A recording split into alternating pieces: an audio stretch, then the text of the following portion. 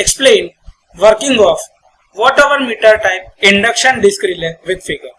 So the working of the watt-hour meter type induction disc relay begins when the circuit current shown as I1 here, this I1 current flows through the primary winding on the central limb of the upper E-shaped electromagnet.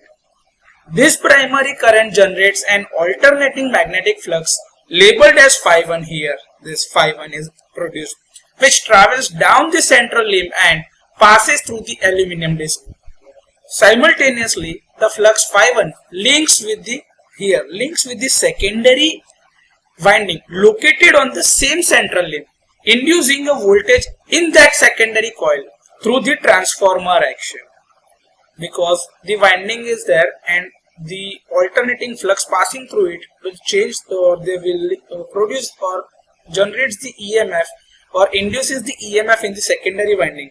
Now the secondary winding is closed, the current I2 flows due to this.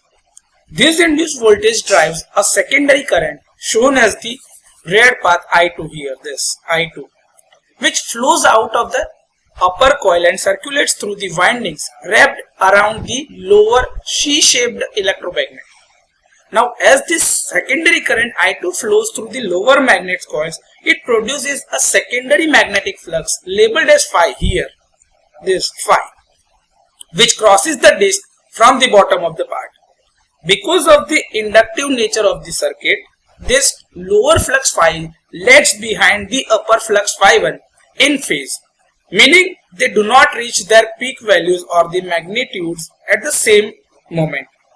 These two alternating fluxes cut through the aluminum disc at different locations and induce the circulating eddy currents within the metal of the disc. A force is produced by the interaction of the upper magnet's flux with the eddy currents created by the lower magnet and vice versa. That is phi1 and I2, and here it is phi2 and I1.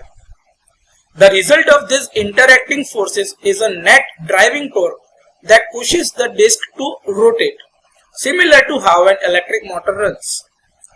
Under the normal condition, a restraining spring torque or the spring force keeps the disc from moving. But if the current I1 becomes high enough, that is during the fault condition, the driving torque overcomes the spring force. The disc then rotates, turning the spindle and moving the contacts until they bridges the trip circuit terminals, which sends a signal to open the circuit breaker.